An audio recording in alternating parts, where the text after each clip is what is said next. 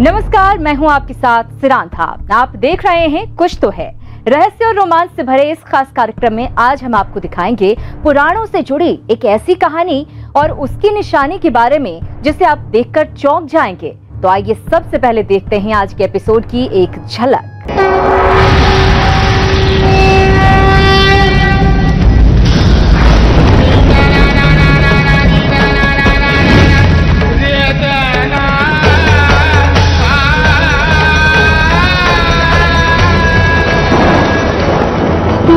क्या किसी शिवलिंग को गर्मी लग सकती है?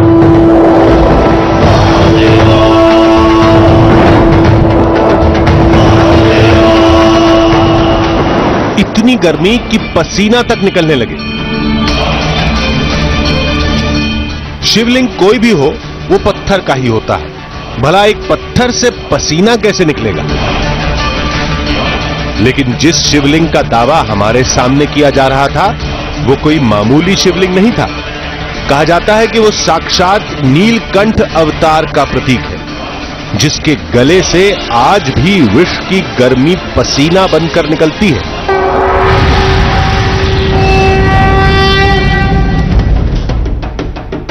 शिव पुराण में भी जिक्र है कि समुद्र मंथन से निकले विष को पीने के बाद उसकी जलन से बचने के लिए भगवान शिव धरती पर आए थे, एक नदी में स्नान किया था और एक गुफा में कुछ दिन व्यतीत किए थे। उसके बाद महादेव को विष की जलन से शांति मिली थी। दावा है कि वो नदी आज भी मौजूद है जिसमें भगवान शिव ने डुबकी लगाई थी। वो कंदरा आज भी एक पहाड़ी में स्थित है जिसमें महादेव ने शरण लेकर खुद को शीतल किया। समुद्र मंथन की कथा तो आप सबको पता होगी। इस समुद्र मंथन से निकले विष को पिया था शिव जी ने, जिसके बाद उनका नाम पड़ा नीलकंठ। जब महादेव इस विष के ताप से परेशान हुए तो उन्हें इस ताप से बचाया पाताल गंगा ने, और इसी स्थान पर महादेव का नाम पड़ा नीलकंठ। लेकिन इस पाताल गंगा का एक रहस्य है कि जहां ये पाताल गंगा है वहां जल की एक बूंद भी नहीं है। तो फिर शिव जी को इस ताप से बचाया किसने?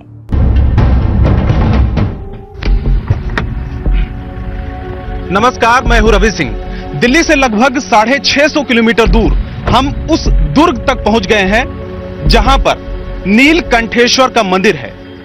और कहा जाता है कि समुद्र मंथन में मिले कालकूट विष को पीने के बाद भगवान शिव ने यहीं पर आराम करके काल की गति को मात दिया था। यह भी कहा जाता है कि उस विष के प्रभाव से शिवलिंग से लगातार पसीना निकलता है। क्या वाकई में ऐसा होता है? इसमें कितनी सच्चाई है, इसकी पड़ताल हम करेंगे, लेकिन उसके लिए हमें चलना पड़ेगा उस शिव मंदिर तक। तो चलते हैं अंदर।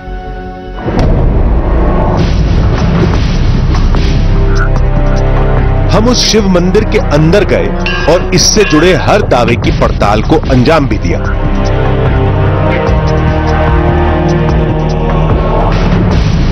पड़ताल में क्या मिला आगे आपको बताएंगे, लेकिन इस कहानी की शुरुआत यहां से नहीं होती।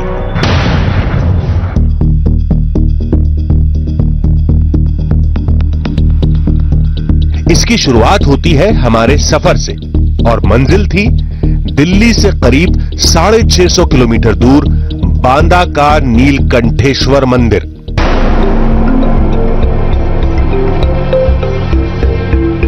नीलकंठेश्वर मंदिर के बारे में हमें पता नहीं था। केवल इतना मालूम था कि वो अद्भुत शिवलिंग बांदा के कालिंजर दुर्ग के अंदर है और उसके साथ महादेव की एक लीला जुड़ी है।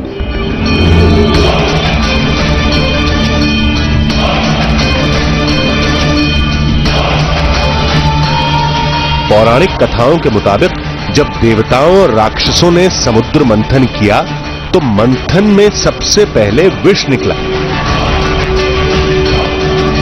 विष के ताप से पूरी सृष्टि खतरे में पड़ गई। दुनिया को प्रलय से बचाने के लिए भगवान शिव ने विष को पी लिया। दावे के मुताबिक शिव का वो अद्भुत धाम महादेव के नीलकंठ अवतार का सबसे बड़ा साक्ष्य है, जहां समुद्र मंथन से जुड़ी निशानियां भी मिलती हैं।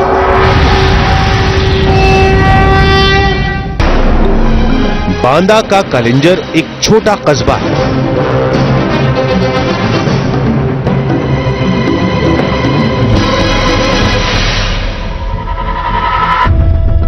आगे का रास्ता पूछने के लिए हम पान की दुकान पर रुके।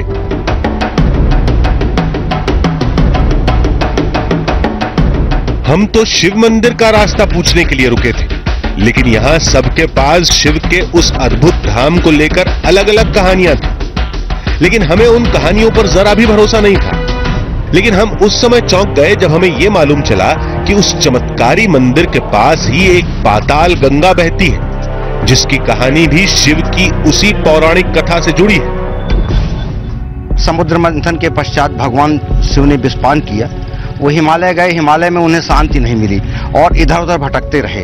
तब उन्होंने विष्णु की प्रार्थना की। विष्णु ने उन्हें बताया कि कालिंजर में एक किला है, दुर्ग स्वर्गारोहण कुंड है, वहां जाकर के आप बैठिए, वहां आपको शांति मिलेगी। तब वो वहां से चल करके कालिंजर आए और कालिंजर में सर्वप्रथम शिवशर गंगा नाम का एक तालाब है, जिसे शिवशर इसलिए कहते हैं कि शिव माने शंकर जी होता, सर माने पसीना होता। वहां वो बैठे, वहां पर एक कुटिया बनी हुई है, उसमें उनका स्थान बना हुआ है। इसके बाद वो बनखंडेश्वर आए और बनखंडेश्वर में उन्होंने विश्राम किया और बनखंडेश्वर से चल करके पाताल गंगा के रास्ते से होते हुए यहाँ ऊपर दुर्ग में आकर के और यहाँ विराजमान हो गए। ये वो लोग हैं जो कालिंजर से जुड़ी पौराणिक कथाओं पर शोध कर रहे हैं, और इनके मुताबिक पाताल गंगा ही वो नदी है जिसमें विष की जलन से राहत के लिए शिव शंकर के डुबकी लगाने का दावा किया जाता है।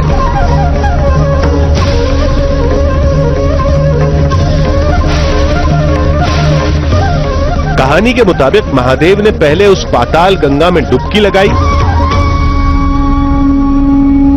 फिर उस गुफा में जाकर विराजमान हुए जहां उस अद्भुत शिवलिंग के होने का दावा किया जाता है, जिसके कंठ से आज भी पसीना निकलता है। हमने भी तय किया कि पहले उस पाताल गंगा की पड़ताल करेंगे, फिर उस शिवलिंग की तलाश करेंगे। कालिंजर में जमीन से 70 फीट नीचे पाताल गंगा मौजूद है। मान्यता है कि शिव जी के विष की गर्मी को ठंडा कर पाताल गंगा पाताल में समा गई। लोगों का दावा है कि उसके प्रमाण आज भी मौजूद हैं। इस दावे में कितनी हकीकत है, उसके लिए हमें पाताल गंगा की तरफ रुख करना होगा। लेकिन यह काम इतना आसान भी नहीं था जितना हम समझ रहे थे। वहां जाने से खतरा है। आप सीता कुंड तक जा सकते हैं, पाताल गंगा मत जाइए। वहां कुछ जानवर रहते हैं, घुसे रहते हैं, सांप बिच्छू, वहां जाने से खतरा है। पाताल गंगा जाने से मैं तो आपको मना कर रहा हूं। आप सीता कुंड तक जा सकते हैं, सीता क्षेत्र देख सकते हैं, लेकिन पाताल गंगा मत जाइए। कम से कम 2, 4, 6, 10 आदमी हो चाहे तो सही है, उजेला हो उनके साथ, और अगर अकेले वहां जाने लायक नहीं है। यानी पाताल गंगा जाने का रास्ता बेहद खतरनाक है। फिर भी हम इस खतरे को उठाएंगे ताकि उस अद्भुत शिवलिंग की सच्चाई सामने आ सके, जिसके बारे में कहा जाता है कि उससे आज भी पसीना निकलता है। हम केवल इस बात की तस्दीक करना चाहते थे कि कहीं उस शिवलिंग के चमत्कार की जड़ में यह पाताल गंगा तो नहीं है। हमने जब से पाताल गंगा जाने का फैसला किया तब से हमें 2 बार चेतावनी मिल चुकी थी, लेकिन हमने ठान लिया था कि उस पाताल गंगा का पता लगाकर ही दम लेंगे। घनी झाड़ियों के साथ बड़े बड़े पत्थर भी हमारी राह में रोड़े बन चुके थे।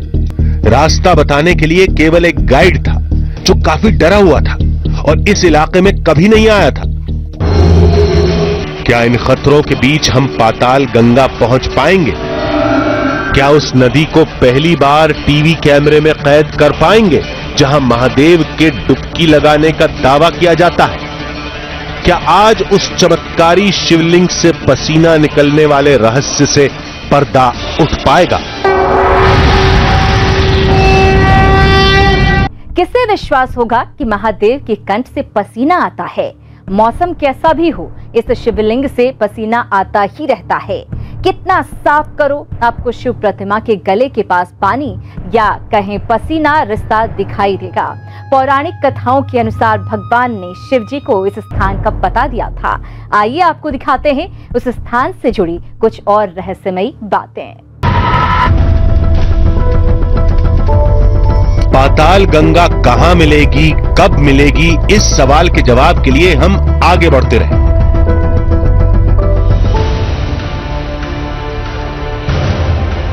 थोड़ी दूर चलने के बाद हम पाताल गंगा के मुहाने पर थे।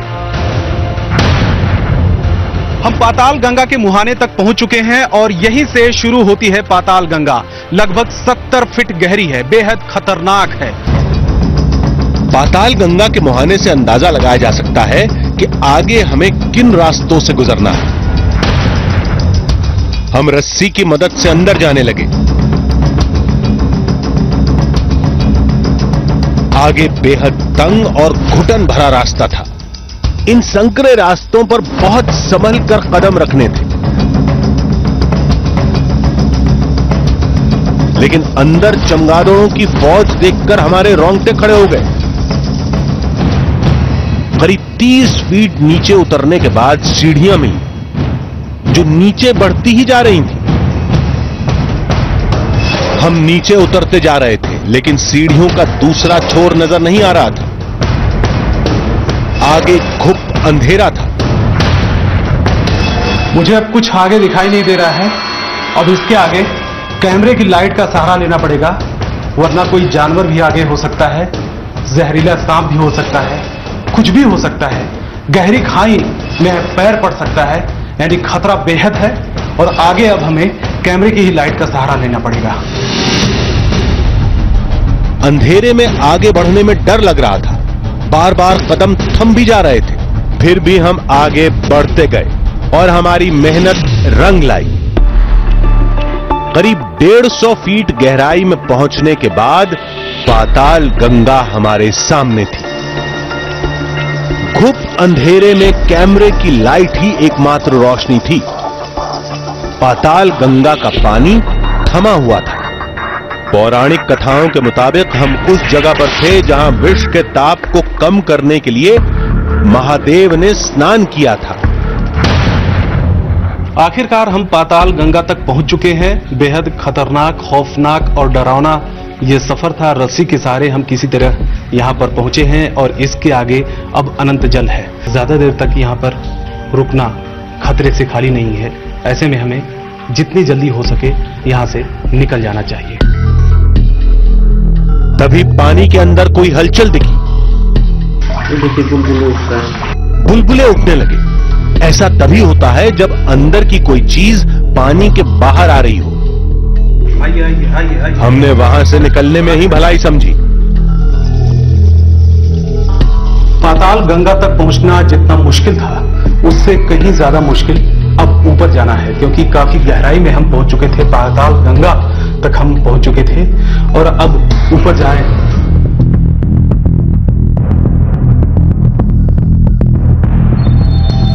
पाताल गंगा के बारे में जो कुछ हमें बताया गया था और जो कुछ हम सोचकर अंदर गए थे, उससे कहीं ज्यादा मुश्किलों और डरावना ये सफर रहा। सुबह होते ही हम कालिंजर शहर से उस दुर्ग की तरफ बढ़े जहां वो चमत्कारी शिवलिंग है जिससे पसीना निकलने का दावा किया जाता है। कलिंजर किले की तरफ जाते हुए हमारे दिमाग में कई सवाल थे। क्या वाकई उस शिवलिंग से पसीना निकलता है, या किसी भूगर्भीय हलचल के असर से पानी बहता है, या कोई और रहस्य ऊपर किले में हमारा इंतजार कर रहा है। ऐतिहासिक इमारतें दिखते ही एहसास हो गया कि हम कलिंजर किले की सीमा में प्रवेश कर चुके हैं।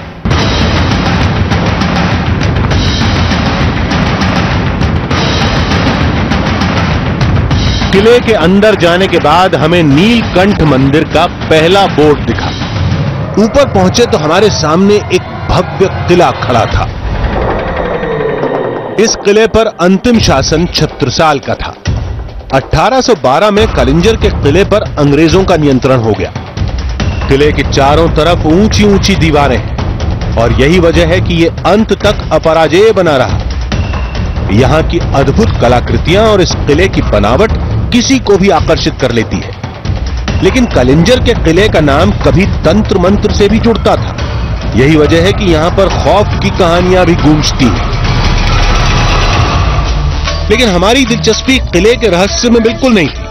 हम उस चमत्कारी शिवलिंग को देखना चाहते थे जिससे आज भी पसीना निकलने का दावा किया जाता है।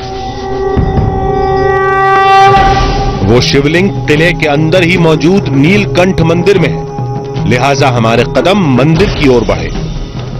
मंदिर के अंदर जाने पर हमने जो देखा उस पर भरोसा करना मुश्किल था। उसे देखकर हम चकित रह गए। आखिर ऐसा क्या था इस नीलकंठ मंदिर के अंदर?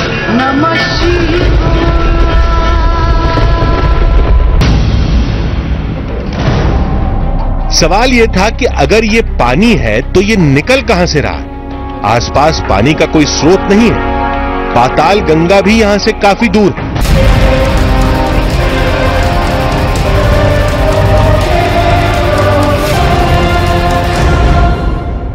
आप देख रहे हैं कुछ तो है। शिव के उस अद्भुत धाम की खोज में पाताल गंगा का रहस्य भी जुड़ चुका था। पौराणिक कथा के अनुसार पाताल गंगा में ही डुबकी लगाकर शिव ने विष की गर्मी शांत की थी और शिव के डुबकी लगाने के बाद वो नदी पाताल में समा गई थी।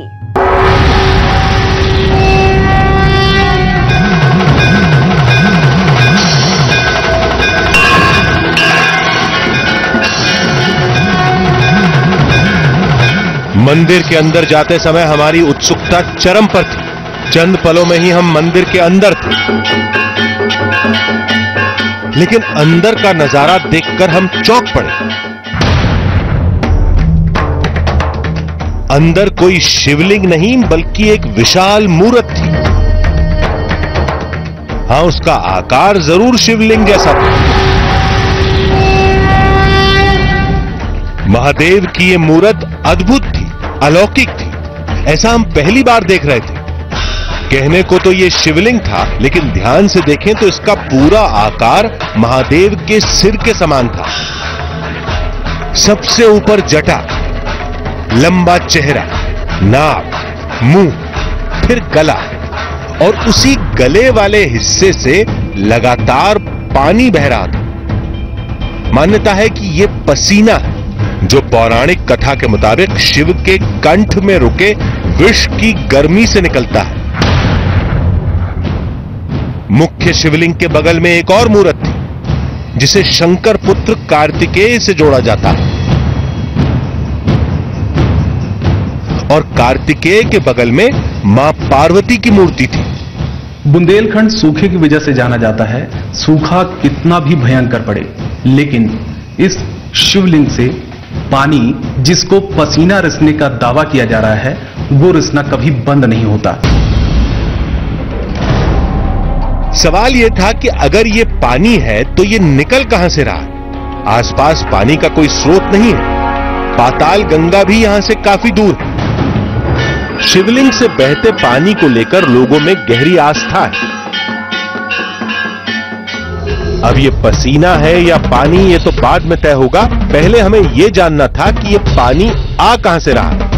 आप देख सकते हैं कि तस्वीरों में ये पूरी की पूरी जो शिवलिंग है वो इस समय सूखी पड़ी है, लेकिन शिवलिंग का जो ये वाला हिस्सा है जहां ये गला है, इस जगह पर पूरी तरीके से रिसाव हो रहा है, गीला है।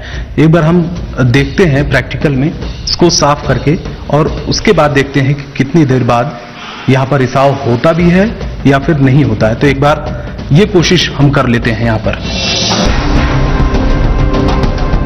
टिश्यू पेपर के बाद हमने शिवलिंग को कपड़े से भी पोंछा। जहां से ये रिसाव हो रहा है वहां पर हमने पहले टिश्यू से और इसके बाद फिर कपड़े से पूरी तरीके से साफ कर दिया। यानी कि इस समय ये सूखा हुआ है ये हिस्सा, और हम थोड़ी देर तक अब इंतजार करेंगे कि आखिर में रिसाव होता भी है या नहीं होता है। थोड़ी देर में शिवलिंग फिर गीला हो गया। ये देखिए कि किस तरीके से यहां पर पानी का रिसाव हो रहा है। ये हिस्सा सूखा हुआ है। अभी थोड़ी देर पहले हमने पूरी तरीके से इसको साफ कर दिया था, लेकिन यहां पर लगातार रिसाव हो रहा है। हमने तमाम कोशिशें की, लेकिन उसके बावजूद जो दावे किए जा रहे हैं इसमें बिल्कुल सच्चाई है कि लगातार रिसाव हो रहा है। लेकिन आखिर में ये क्या है, इसके लिए हमने इस शीशी का सहारा लिया। कुछ बूंदे हमने यहाँ पर इसमें भरी हैं और इसकी जांच हम कराएंगे कि आखिर में वाकई में जो दावा किया जा रहा है उसमें कितनी सच्चाई है। पानी के सैंपल के साथ हम नीलकंठ मंदिर से निकल गए। दिल्ली में हमने एक वैज्ञानिक से मिलकर नीलकंठ मंदिर के शिवलिंग की गुत्थी सुलझाने की कोशिश की। होता क्या है कि ये कंडेंसेशन एक प्रोसेस होती है। अगर मूर्ति कहीं का कोई भाग ठंडा है और मॉइस्चर ज़्यादा है एटमॉस्फेयर में, तो वहाँ पानी की ड्रॉपलेट्स बूंदें जमने लगती हैं। तो ये या तो वो हो सकता है, या जैसे मैंने कहा मैजिक ट्रिक भी हो सकती है। जैसे कोई सॉल्ट्स आते हैं जो हाइड्रोस्कोपिक होते हैं, डेलिक्वेसेंस सॉल्ट्स होते हैं, जिसका मतलब है कि मॉइस्चर में से बहुत ज़्यादा पानी एब्जॉर्ब करके वहाँ ड्रॉपलेट बना दें वो। तो इस तरह के बहुत से सॉल्ट्स हैं, साधारण नमक है, हनी है, कैल्शियम क्लोराइड है, जिंक सॉल्ट्स हैं, सोडियम नाइट्रेट है। इस तरह के अगर कोई लगा दिया जाए मूर्ति पे हल्के से भी, तब भी ये ड्रॉपलेट्स बनने लगती हैं। विज्ञान के तर्क अपनी जगह सही हैं। हो सकता है पहाड़ों के अंदर बहती जलधारा इस शिवलिंग से बाहर निकलती है, जिसे चमत्कार का नाम दिया जा रहा है। लेकिन कुछ बातें ऐसी भी हैं जिन्हें नकारा नहीं जा सकता। बुंदेलखंड जैसे सूखाग्रस्त इलाके में पहाड़ों के अंदर भी किसी जलधारा का साल भर बहना मुश्किल है। नीलकंठ मंदिर और उससे काफी दूर बहती पाताल गंगा की कहानी आपस में जुड़ती कैसे है? और सबसे बड़ी बात, पौराणिक कथाओं और शिव पुराण में इस जगह का और इससे जुड़ी घटनाओं का जिक्र कैसे है? इस कहानी को देखने के बाद हमारे पास सच के कई तर्क थे, लेकिन दूसरी तरफ करोड़ों लोगों की आस्था थी, जिसके आगे हर तर्क बेमानी था। शायद कुछ तो है, इसी को कहते हैं। तो अगले एपिसोड में फिर मुलाकात होगी ऐसी ही किसी कहानी के साथ, जिसके हकीकत और फसाने के बीच मौजूद होगी एक बारीक सी धुंधली लकीर। तब तक के लिए दीजिए इजाजत। नमस्कार।